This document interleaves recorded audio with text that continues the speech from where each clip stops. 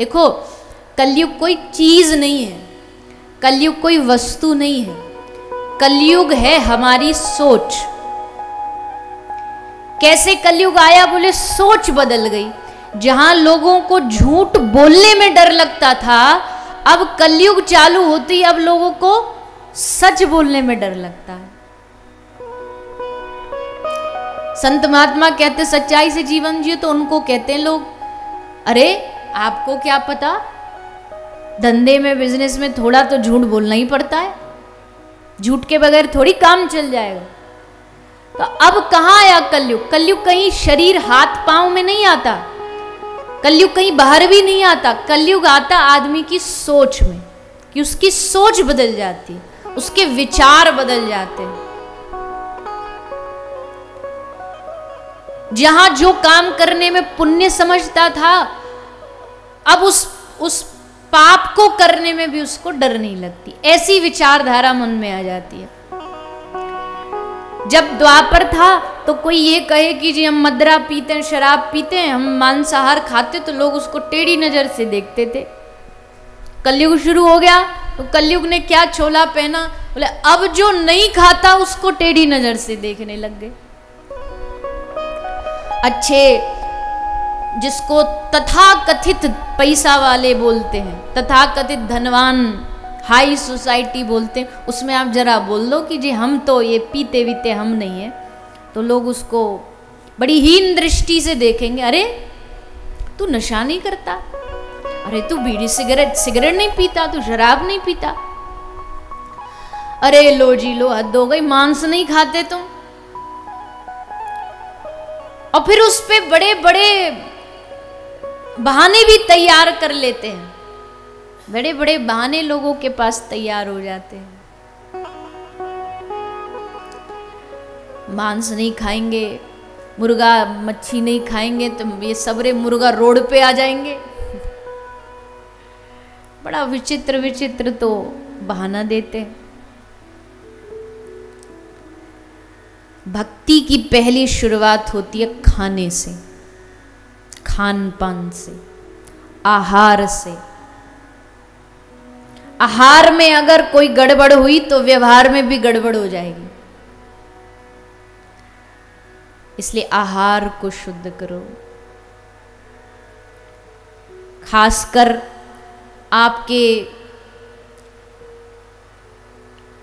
जैसे बड़े शहरों वाले लोग, बंबई, दिल्ली, कलकत्ता, ये लोग समझते ना हम बड़े पढ़े लिखे एडवांस्ड लोग हैं, पर एडवांसमेंट के नाम पर हम इतनी अभद्रता मचा रहे हैं जिसकी कोई सीमा नहीं। अभी हम कल ही आ रहे थे कथा में, यही रोड था। अब हो सकता वो मैया यहीं आ रही हो कथा सुनने, वो तो भगवान ही जाने, पर मुझे लगता नहीं यहाँ आती तो ऐसा करती। पर ऐसी यही चौराहे पर लड़की खड़ी है और आराम से वो धुआं उड़ा रही है। अब पहले के समय में जब हम विदेश जाते थे तब ये नज़ारे देखने को मिलते थे विदेशों की सड़कों पर, क्योंकि भारत में कोई करे तो ये तो बड़ा विचित्रता हो जाएगी। पर फिर क्या नया वो झंडा उठा लिया लड़कियों ने, हम किसी पुरुष से कम नहीं है, हम सब कुछ कर सकती हैं, बिल्कुल सब कुछ कर सकती है। मैं तो हमेशा ये बात कहती हूँ, लेकिन गलत काम करने में क्यों आपको रुचि आती है? अच्छे काम में कदम से कदम मिला के खूब आगे बढ़ो, पर ये नशा, ये बढ़ती हुई खान पान की गंदगी क्या पालेंगे इससे? इसलिए आहार को शुद्ध करो। धर्म की पहली सीढ़ी है आहार शुद्धि। आहार में शुद्धता लाइए, गंदगी से बचिए, बच्चों को बचाइए। बच्चों का भविष्य कहाँ जा रहा है, कैसे अंधकार में जाते जा रहे हैं, उनको पता ही नहीं। किसी की जान लेने से तुम्हारे जीवन में कितना बड़ा पाप कमा रहे हो, किसी ने कभी समझाया ही नहीं, कभी बताया ही नहीं। तो ये है कलयुग। विचारों में कलयुग आ गया तो अब बुरा काम अच्छे बन गए और अच्छे काम बुरे बन गए। चंदन लगा लो तो तुमको टेढ़ा टेढ़ा देखेंगे। बाजार में चंदन लगा के जाओ तो ऐसे लगता कोई विचित्र कार्टून जा रहा हो। धोती कुर्ता पहन के चले जाओ तो सबरी मार्केट अपना वो खरीदना छोड़ के तुम्ही को देखेगी, जैसे कोई दूसरे ग्रह से पधारे हो। मतलब अच्छाई विचित्रता बन गई और जो बुरा काम कर रहे हैं वो महान बन गए। यही कलयुग की निशानी है। पर इसका मतलब क्या है? इसका मतलब क्या फिर हम अच्छाई करना छोड़ दें? क्या हम डर डर के भक्ति करें कि हमको लोग क्या कहेंगे? अरे भैया, ये तो संसार सागर है, ना तो खुद भक्ति करेगा ना तुमको भक्ति करने देगा। जब जब लगेगा ना, ये वही वाली बात है, कथा में सुनाती हूँ उदाहरण में कि एक हिंदी पाठ्यक्रम में कहानी पढ़ते थे हम स्कूल में कि एक बकरी थी, वो बकरी जाकर के एक सूखे कुएं में गिर गई। सूखे कुएं में गिर गई। वैसे भी बकरी जात मतलब स्त्रीलिंग है, तो स्त्रियों को थोड़ा जब तक दो चार आसपास में बातें करने वाला ना हो तो मन नहीं लगता। तो बेचारी वहाँ कुआं में पड़ी पड़ी बोर होने लग गई। बोर हो रही थी तो एक उसकी साथ की जो सहेली बकरी, वो उसको ढूंढती ढूंढती वहाँ कुएं पे आ गई और उसने झांक के देखा कि ये तो कुआं में पड़ी है। तो उसने ऊपर से कहा कि अरे राम राम राम, तू गिर गई कुएं में। तो कुआं में पड़ी बकरी ने कहा अगर तू कहेगी गिर गई तो ये छोड़ के चली जाएगी। उसने बुद्धि लगाई और बुद्धि लगा के बोली, ना जी ना, मैं गिरी थोड़ी हूँ, मैं तो यहाँ हरी हरी घास खाने आई हूँ। ऊपर से झांक के देखा, इतनी बढ़िया घास दिखी मुझे कि मन ललचा गया, सो मैं नीचे आ गई। तुझको खाना है तू भी आ जा। दे करके लालच, जो ऊपर भली बेचारी बकरी बैठी थी उसको चारे का लालच देके उसने भी मारी छलांग और उसके पास पहुंच गई। क्या मिला उससे? मिला कुछ नहीं, तसल्ली मिल गई कि हम तो डूबेंगे सनम, पर तुम्हें भी मन को तसल्ली हो गई कि चलो हम अकेले ही नहीं डूब रहे, ये भी डूब रहे। वैसा है ये संसार। उसको पता हम तो भजन कर ही नहीं सकते, तो जो कर रहा है उसको भी हटाओ। हम ही भवसागर से पार नहीं उतर पा रहे तो इसको भी क्यों उतरने दें? तो पैर पकड़ पकड़ करके, बुराइयां कर करके, जो भजन नहीं करता ना वो अक्सर भक्तों की बुराई करता दिखेगा। माथे के चंदन का मजाक उड़ाता दिखेगा कि ये जितने माथे पे टीका लगाए घूमते ना, सब नौटंकी है, सब ड्रामा है। तो तू कर ले ये ड्रामा, क्या फर्क पड़ता? अगर ये भक्त होने का ड्रामा है तो ड्रामा कर लो। सिनेमा के बड़े बड़े हीरो जो होते हैं उनको कॉपी करने में तो हमको लज्जा नहीं आती, बड़े गर्व से उनकी कॉपी करते हैं, उनकी स्टाइल कॉपी करते हैं, उनके शब्द कॉपी करते हैं। तो अगर किसी भक्त की स्टाइल कॉपी भी कर रहे हो ना, तो कई बार ऐसा उदाहरण हुआ है, कॉपी करने में भी ठाकुर जी रीझ जाते हैं। चलो कम से कम इसने नाटक किया तो किसी भक्त का तो किया। ये चंदन कितनी बुरी चीजों से बचाता है तिलक। हमारे साथ कई बार ऐसी घटना होती है।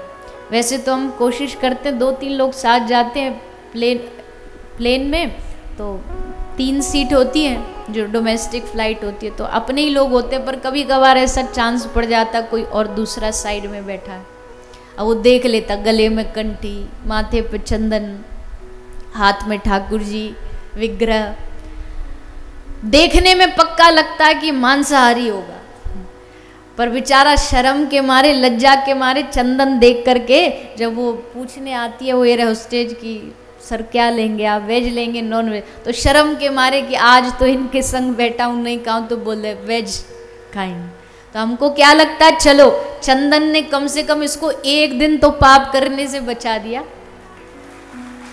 एक दिन तो ये बेचारा नरक जाने से बचा। तो हम भी बचते, खुद भी माथे पर चंदन लगाने वाला कहीं गलत जगह नहीं जा सकता। उसके लाख मन में हो कि भाई मैं तो 31 को जाके डिस्को में नाचूं, पर जब माथे पे चंदन होगा तो सोचेगा नहीं ये करूँगा तो लोग क्या कहेंगे, देखो चंदन लगा के कहाँ जा रहा है, शराब पी रहा है। रोक दिया चंदन ने, तिलक ने, गले की कंठी ने। बुराइयों से बचाती हैं ये चीज़ें, इसको हल्के में नहीं लेना चाहिए और डरना बिल्कुल नहीं चाहिए कि लोग क्या कहेंगे। अरे छोड़ो, ये दुनिया की जुबान बंद हुई है आज तक किसी से जो हम कर लेंगे।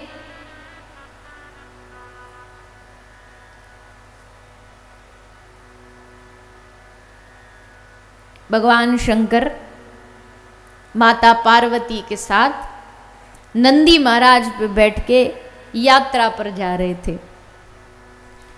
तो जैसे यात्रा पर भगवान भोलेनाथ निकले, दोनों बैठे थे, नंदी पर विराजमान थे। पहले गांव पहुंचे। जैसे पहले गांव पहुंचे तो जैसे गांव वालों ने देखा कि पति पत्नी नंदी महाराज पे बैठ कर के जा रहे हैं, तो एनिमल एक्टिविस्ट खड़े हो गए। ये अन्याय है, ये अन्याय है, जीवों के साथ अन्याय है। दोनों देखो कैसे मजे से पशु के ऊपर बैठे। भगवान शंकर ने कहा कि, माता पार्वती ने कहा कि हे नाथ, एक काम करते हैं, आप बैठो, मैं नीचे नीचे पैदल पैदल चलती हूँ, एक बैठेगा तो थोड़ा ठीक रहेगा। तो मैया पार्वती नीचे नीचे और भोलेनाथ जी नंदी पे। अगले गांव पहुंचे। अगले गांव पहुंचे तो गांव वालों ने कहा, अरे राम राम राम, देखो देखो कैसा निर्दयी पति है, खुद तो नंदी पे बैठ के एकदम चौड़ के जा रहा और पत्नी पैदल पैदल चल रही है। भोलेनाथ जी बोले, देवी आओ, आप बैठो, हम नीचे उतरते।